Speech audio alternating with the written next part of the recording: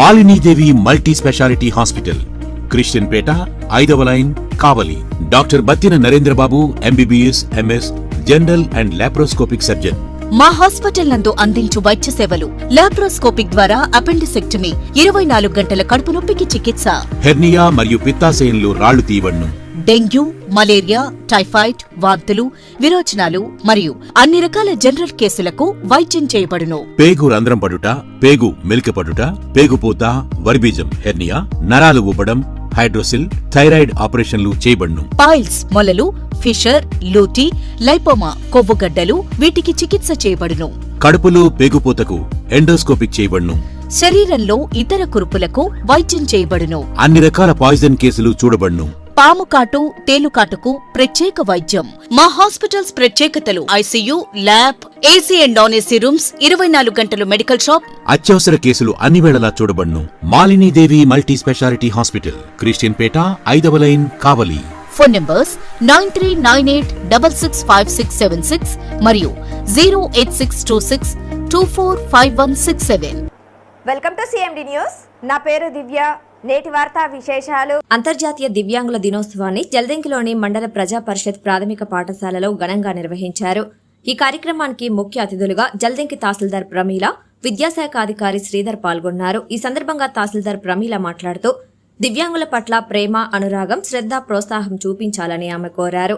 దివ్యాంగులు మండలంలో 90 మంది వరకు ఉన్నారని, జలదంకి పంచాయతీలో 20 మంది దివ్యాంగులు ఉన్నట్లు, వారందరికీ కూడా ప్రభుత్వం నుంచి అలవెన్సెస్ ప్రొవైడ్ చేస్తున్నట్లు ఆమె తెలిపారు. అంతేకాకుండా చింతలపాలెం గ్రామానికి చెందిన నేలపాటి భానుతేజ అనే దివ్యాంగుడుకు ఎంపీడీఓ బ్రహ్మయ్య సహాయ సహకారాలతో వీల్చైర్ అందించినందుకు అభినందనలు తెలియజేశారు. జల్దంకి గ్రామంలోని మండల ప్రజా పరిషత్ ప్రాథమిక పాఠశాలలో దివ్యాంగులైన విద్యార్థులపై ప్రత్యేక దృష్టి పెట్టి విద్యను అభ్యసించడం జరుగుతుందని ఉపాధ్యాయులు ఒంగోలు శ్రీకాంత్ తెలిపారు. అనంతరం మాటల పోటీలు నిర్వహించి విజేతలైన దివ్యాంగులకు బహుమతులు అందజేశారు. ఈ కార్యక్రమంలో ప్రత్యేక ఉపాధ్యాయులు సిహెచ్ మమత, ప్రధానోపాధ్యాయులు ఇమ్మాన్యుయల్, విద్యార్థుల తల్లిదండ్రులు పాల్గొన్నారు.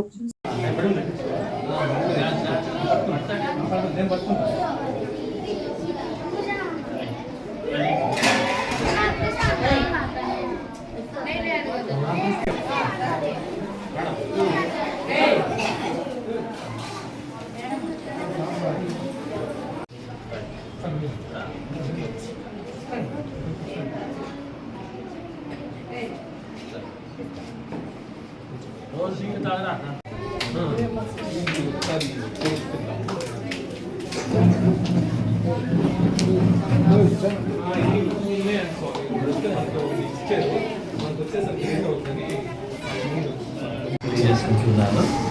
ముఖ్యంగా మన సమగ్ర శిక్ష డిపార్ట్మెంట్ తరఫున డిసెంబర్ 3వ తారీఖున ప్రతి సంవత్సరం జరుపుకుంటూ ఉంటాం ప్రపంచ దివ్యాంగుల దినోత్సవంగా. ఈ సందర్భంలో ఇక్కడ ఒక మంచి కార్యక్రమం జరుగుతూ ఉంటుంది ప్రతి సంవత్సరం కూడా. అట్లాగే వీళ్ళకి ఆటల పోటీలని వీళ్ళకి ప్రత్యేకంగా చేయడం జరుగుతూ ఉంటుంది. లోకల్ స్పాన్సర్స్ డిపార్ట్మెంట్ వీళ్ళకపోయినా స్పాన్సర్స్ అందరూ ఉన్నారు కాబట్టి అట్లా పంచాయతీ చిన్న యాక్టివిటీ చేస్తున్నారు. అలాగే ఈ విధంగా ఈ రోజున మీరు రావడం మాకు ఎంతో సంతోషంగా ఉన్నది. ముఖ్య ఉద్దేశం ఏంటంటే గ్రామ ప్రజలందరికీ కూడా తెలియజేయటం ఏమనంటే మన మండలంలో ఎవరైనా సరే ఇట్లా దివ్యాంగులు ఎవరైనా ఉంటే భవిత కేంద్రం ఒకటి ఉన్నది మన మండలంలో. వాళ్ళందరినీ ఇక్కడ ఎన్రోల్ చేసుకుంటే మంచిది. ఎందుకయ్యా అంటే వాళ్ళకి రకరకాల స్కాలర్షిప్స్ ఉన్నాయి, అవన్నీ కూడా వస్తాయి.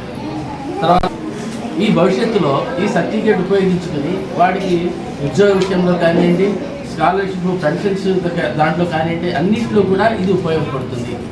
పిల్లవాడిని ఇంట్లో కూర్చోబెట్టి వాడిని వాడి జీవితం పాడు చేసే దానికన్నా ఇక్కడ నలుగురు పిల్లలతో కలిసి ఉంటే వాడు కాస్త మెరుగుదల ఉంటుంది వాడిలో. ఇప్పుడు ఇక్కడ ఉన్న వాళ్ళలో ఈ విధంగా వస్తున్నందువల్ల కొద్దిగా బాగున్నారు వాళ్ళంతా కూడా.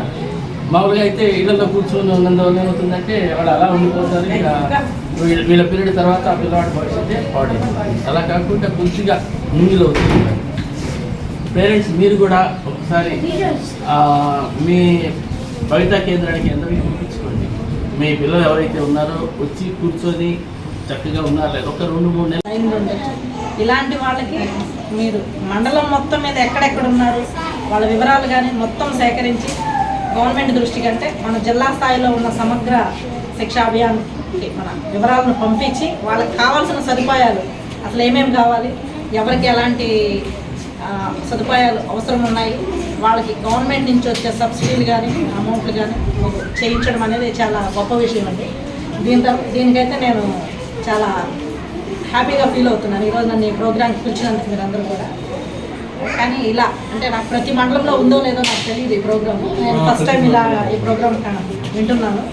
కానీ మీరు చెప్పింది మాత్రం చాలా మంచి ప్రోగ్రామ్. అంటే చాలామంది ఎక్కువ ఇప్పుడు గొప్ప వాళ్ళు అయితే మీరు చెప్పిన ఇలాంటి విజువల్ ఉన్నా ఏమున్నా వాళ్ళు కొద్దిగా హ్యాండిల్ చేసుకోగలరు, వాళ్ళకి పెట్టుబడులు ఉంటాయి కాబట్టి చూపించుకోగలరు పిల్లలు. కానీ మీరు చెప్పినట్టు పేదవాళ్ళు చాలా మధ్యతరగతి కానీ పేదరికం ఉన్నవాళ్ళు మాత్రం వాళ్ళు సొంతంగా ఖర్చు పెట్టుకొని పిల్లల్ని చూపించుకోవడం కానీ వాళ్ళకి ఎడ్యుకేషన్ ఇప్పించుకోవడం కానీ అనేవి చేసుకోవడం చాలా కష్టమవుతుంది. ఎందుకంటే మనమే మన చుట్టుపక్కల చాలామంది చూస్తూ ఉంటాము.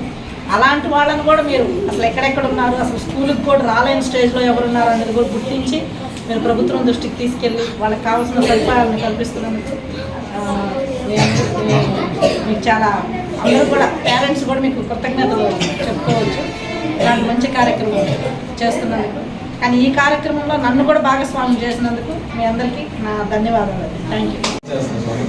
అట్లాగే ఇక్కడ మన జల్దింగ్ మెయిన్ స్కూల్లో మనం 20 మంది పిల్లలు ఉన్నారు, వాళ్ళకి ట్రాన్స్పోర్ట్ అలవెన్స్ ప్రొవైడ్ చేస్తాం. అట్లాగే మండలంలో ఏ స్కూల్లో అయితే డిజబిలిటీ పిల్లలు ఉన్నారో వాళ్ళకి ఎస్కార్ట్ అలవెన్స్ ప్రొవైడ్ చేస్తున్నాం స్వామి. ఈ సంవత్సరం 6,000 రూపాయలు ప్రతి అకౌంట్లో పడతాయి. లాస్ట్ మంత్ మనం డేటా పెట్టమన్నారు. పిల్లవాడి డేటా తీసుకొని మనం నెల్లూరుకి సమగ్ర శిక్షకి పంపించడం జరిగింది. అలాగే ఆడపిల్లలు కానీ అయితే స్వామి వాళ్ళకి డాగ్స్ టైప్ ఉందని చెప్పి పెడతాం. ఈ ఆడపిల్లలకు బెనిఫిట్ ఏంటంటే ట్రాన్స్పోర్ట్ అలవెన్స్లో ఉన్నా ఎస్కార్ట్ అలవెన్స్లో ఉన్నా వాళ్ళకి మనం గర్ల్స్ టైఫండ్ పెట్టచ్చు.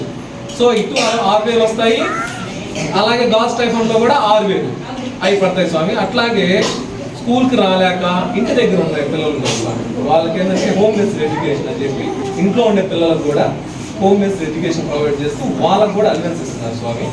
అట్లాగే ఎవరైతే కనపడకుండా బ్లైండ్ పిల్లలు ఉంటారు కదా వాళ్ళకు మాత్రం వాళ్ళకు కూడా అలవెన్స్ ప్రొవైడ్ చేస్తున్నాం.